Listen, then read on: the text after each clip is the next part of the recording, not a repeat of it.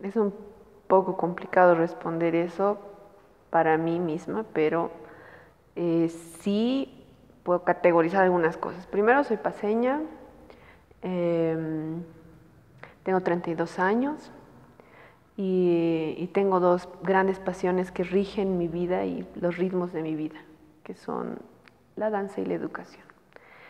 La danza significa muchísimo para mí, significa gran parte de mi vida, gran parte de mi pasión, que menos mal puede convivir con la educación.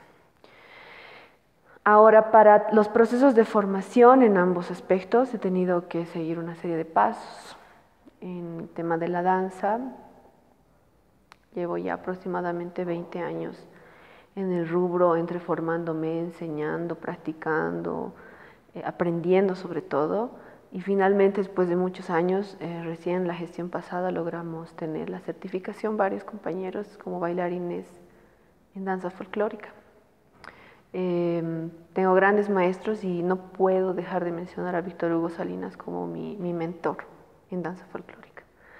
En el tema de la educación, yo tengo la formación en literatura, al igual que tú, porque hemos sido compañeros, pero por los caminos de la vida me he logrado encontrar con la educación como mi vocación y como mi función social y de vida, ¿no?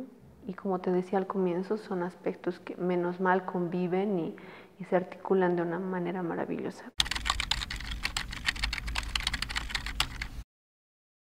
Es que realmente el proyecto como tal es innovador en muchos sentidos. Tiene ecos de otros proyectos a lo mejor. Yo por lo menos logro identificar alguno que otro eco. Y sin embargo, su carácter novedoso es impresionante, ¿no? Porque pienso que uno de los elementos que lo distancian abismalmente de otros proyectos que podrían ser similares es la llegada, ¿no? Entonces, el haber escogido el Kiskanata como espacio de desenvolvimiento es realmente lo que más me impacta, como un hecho cultural, pero también como un hecho artístico. Y me lleva a reflexionar sobre muchos puntos que tienen que ver con mis percepciones artísticas y con mis pensamientos al respecto. Fundamentalmente con la facilidad, digo facilidad entre comillas porque de seguro ha tenido sus dificultades, pero con la facilidad con la que ha fluido el proyecto y ha llegado a ser tan familiar sonoramente, ¿no? Yo te comentaba, Cristian, que en determinado momento, como yo estaba yendo de ladito, entonces escuchaba los comentarios de las personas y eran comentarios realmente agradables, ¿no? Y no había una disonancia, no es que el público decía, ¿qué está pasando aquí? Había cierta familiaridad en la recepción y sin embargo era una novedad.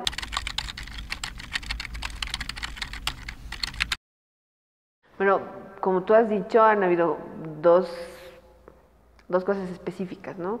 Por un lado, el movimiento coreográfico que tenía la proyección de conformar una danza, que al final no pudo consolidarse por el tiempo y todo ello, pero que queda como un pendiente, ¿no? Sin embargo, la conformación coreográfica ha sido algo muy natural, muy fluido.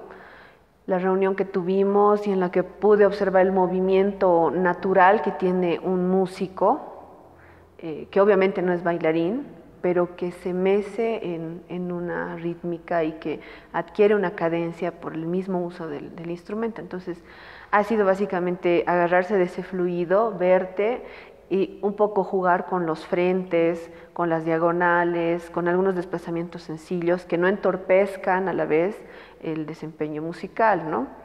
Y a eso se han sumado los aportes de los mismos integrantes del grupo, ¿no? Que complejizaron en algunos casos algunos movimientos y eso me resultó súper interesante porque más bien la consigna era hacer algo más o menos sencillo, que sea vistoso, pero no, lo han complejizado y ha quedado muy bien. Porque claro, no se podían hacer, la rítmica, la métrica no es regular, ¿no? La métrica no es regular, hay frases en las que en lugar de 8 había un 3 o habían unas cosillas por ahí que obligaban al cambio de pie y teníamos que lidiar con eso para que no quede cortado el movimiento. Y todo salió muy fluido, tardamos que 1 hora más o menos en hacer la composición de los movimientos. No es una composición coreográfica como tal, porque no maneja una secuencia extendida, porque no tiene ciertas características que tiene una coreografía, pero sí tiene, son series de movimientos que le dan, digamos, mayor cadencia a la música. Y por el otro lado, con el tema del vestuario, en particular la polera, ha sido algo divertido porque lo hemos hecho primero online, cuando tú todavía no habías viajado y decías, tenías algunas sugerencias, algunos puntos de vista con específicamente un traje que te llamaba la atención, que era la chaqueta del chuta, ¿no? Que tiene algo de urbano, pero tiene algo de rural, tiene algo de festivo, pero también algo de ceremonioso. Entonces, porque es finalmente un saco, ¿no? Pero con unos bordados, unos vistosos. Entonces, a mí también la idea me pareció simpática porque también el fundamento del proyecto es algo urbano que tiene lo andino ahí metido. Finalmente se quedó en un modelo que reunía un poco de todo eso y que fundamentalmente ponía el saxofón como con figura central, que es lo que también sé que te interesaba, ¿no? Porque, o sea, es de los Andes, pero son saxos de los Andes, ¿no?